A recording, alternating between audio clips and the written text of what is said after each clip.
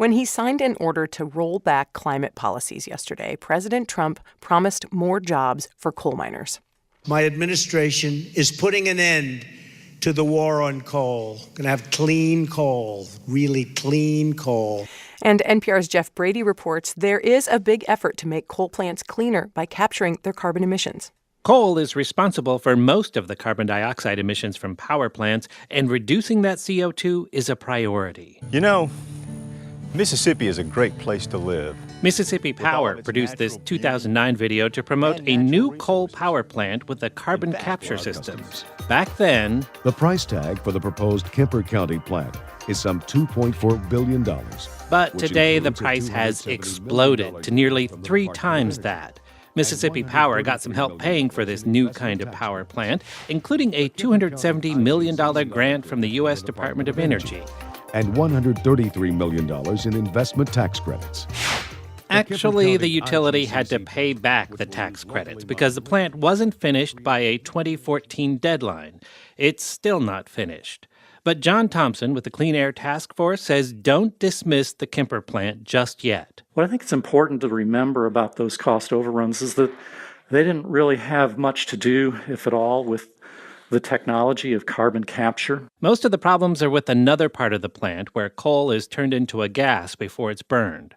Some environmentalists don't support carbon capture projects like this. They want coal left in the ground and renewable energy to take its place. But the wind and solar industries likely won't grow fast enough to meet the world's energy needs for decades.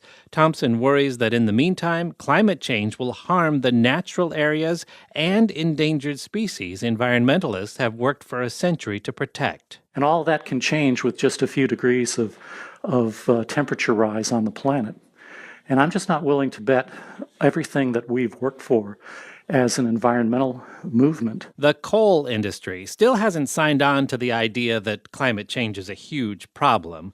But if the country wants coal companies to reduce CO2 emissions, Betsy Monsu with the American Coal Council says her industry will need more help. The U.S. supported renewables development with tax credits of about $37 billion over the period of 2010 to 2014, and coal technology received $1 billion during that time. There are some successful carbon capture projects, including one outside Houston at an existing coal plant. So the noisemaker here on the right is the fan that drives the whole system. NRG Energy Vice President David Greason is wearing a white hard hat and a yellow safety vest. He says a chemical process removes carbon dioxide from the coal plant's emissions. Right now, everything's new.